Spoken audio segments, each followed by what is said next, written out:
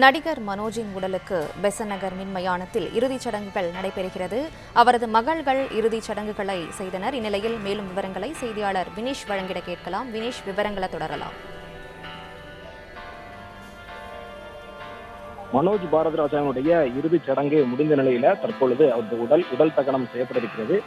தேனி மாவட்டம் கம்பம் பகுதியில் 1976ஆம் ஆண்டு பாரதிராஜா சந்திரலீலா தம்பதிக்கு மகனாக பிறந்த மனோஜ் தன் தந்தை சினிமாவில் முன்னணி இயக்குநராக இருந்ததால் சிறுவயது முதலே திரைப்படத்துறையின் பரிச்சயத்துடன் வளர்ந்த மனோஜ் அத்துறையின் மீதாக பல ஆர்வத்தை கொண்டிருந்தார்.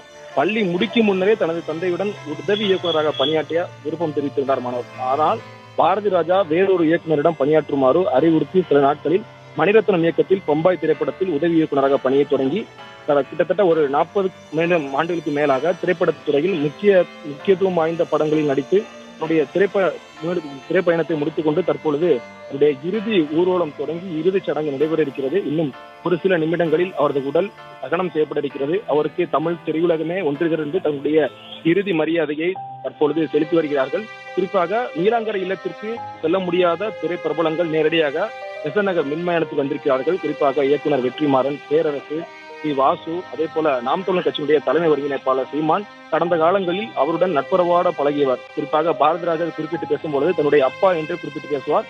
மனோஜை தன்னுடைய சகோதரனாக பாவித்து கடந்த காலங்களில் வாழ்ந்திருக்கிறார். அதனால் இன்று காலை முதலே கிட்டத்தட்ட ஒரு 8 மணி நேரத்திற்கு மேலாக பாரதிராஜாவுடன் அமர்ந்து அவருக்கு ஆறுதலை தெரிவித்த சீமான் இந்த பெசன்ட் நகர் மின்மயானத்தில் நடைபெறக்கூடிய இறுதிச் சடங்கு நிகழ்ச்சியிலும் கலந்திருக்கிறார். அதே போல கவிஞர் வைரமுத்துவும் நேரடியாக வந்து இறுதிச் சடங்கு நிகழ்ச்சியில கலந்திருக்கிறார். குறிப்பாக பாரதிராஜாவுடைய மகன் மனோஜ் என்பதை தாண்டி அவர் கிட்டத்தட்ட ஒரு 40க்கும் மேற்பட்ட திரைப்படங்களில் நடித்திருக்கிறார். அவருக்கு 2 மகள்கள் இருக்கிறார்கள். அந்த 2 மகள்கள் தான் தற்பொழுது மனோஜுடைய இறுதிச் சடங்கு நிகழ்ச்சியில் இறுதிச் சடங்கை தற்பொழுது செய்து வருகிறார்கள். குறிப்பாக அவருடைய மகள் அர்ஷிதா, மதிவதனி ஆகிய 2 மகள்களும் கண்ணீர் சிந்தியபடி தன்னுடைய தந்தைக்கு இறுதி மரியாதை செலுத்தியிருக்கிறார்கள். அவருடைய மனைவி நந்தனாவும் அதே போல அவருடைய சகோதரி மலேசியாவில் இருந்து இன்று காலைதான் திரும்பியிருந்தார்.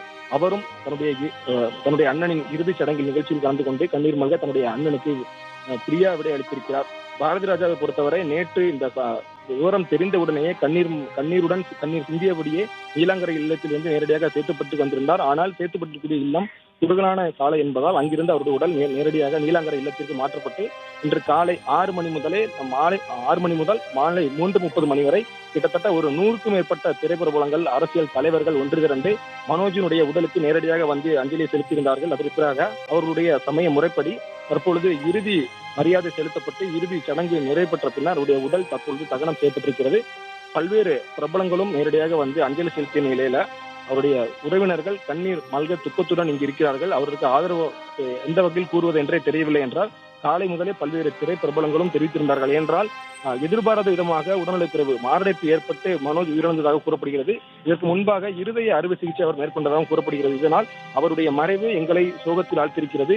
எந்த மாதிரியான விஷயத்தை சொல்லி பாரதிராஜாவை தேற்ற முடியவில்லை என்று குறிப்பிடுகிறார்கள்.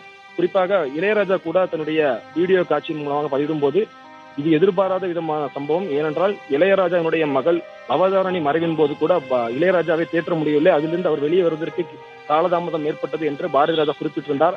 அதே விஷயத்தை குறிப்பிட்டு பாரதிராஜனுடைய மகனின் இழப்பையும் பாரதிராஜாவால் தாங்க முடியவில்லை, இதிலிருந்து அவர் எப்படி வெளியே வருவார் என்றே குறிப்பிட்டு இளையராஜா பேசியிருந்தார். குறிப்பாக மனோஜ் பொறுத்தவரை பாரதிராஜனுடைய தமிழ் செல்வன் திரைப்படத்தில் உதவி இயக்குநராக பணியாற்றி திரைப்படம் இயங்கும் ஆர்வத்தையும் அப்பாவிடம் தெரிவித்திருந்தார். அதனால் நடிகனாக தன்னால் சாதிக்க முடியாததை மகன் சாதிக்க வேண்டும் விரும்பிய பாரதிராஜா தான் மனோஜை நடிகனாக நீ மாற வேண்டும், இயக்குநராக நான் இருந்தால் போதும், நீ நடிகனாக புது அவதாரத்தை மேற்கொள் என்று குறிப்பிட்டிருந்தார். இதன் பிறகேதான் மனோஜ் நடிகனாக தன் பாதையை மாற்றிக்கொண்டார். நடிகராக அறிமுகத்துக்கு முன்பாகவே தென் புளோரிடா பல்கலைக்கழகத்துல நாடக கலைகளுக்கான பட்டப்படிப்பையும் மனோஜ் முடித்திருந்தார். தனக்கு இந்த நடிப்புக்கு தன்னை தயார்படுத்திய மனோஜ் ஒரு பேட்டியிலும் குறிப்பிட்டிருந்தார். அதே பிறகு 1999ஆம் ஆண்டு தான் தன்னுடைய தந்தையின் இயக்கத்தில் தாஜ்மஹால் படத்தின் மூலமாக நாயகனாக அறிமுகமாகி இந்த திரைப்படம் அவருக்கு வெற்றியை தேடி தரவில்லை என்றாலும் ஏ.ஆர். ரகுமான் இசையில் பல பாடல்கள் மிகப்பெரிய வெற்றி பெற்றன. குறிப்பாக அந்த படத்தில் வெளியிடப்பட்ட பல்வேறு பாடல்கள் தான் இறுதி உருவத்திலும் ஒளிபரப்பப்பட்டது. தற்பொழுது கண்ணீர் மல்க அவருடைய அரசியல் தலைவர்கள் தற்பொழுது மனோஜுக்கு ஒரு பிரியாவிடை அளித்திருக்கிறார்கள்.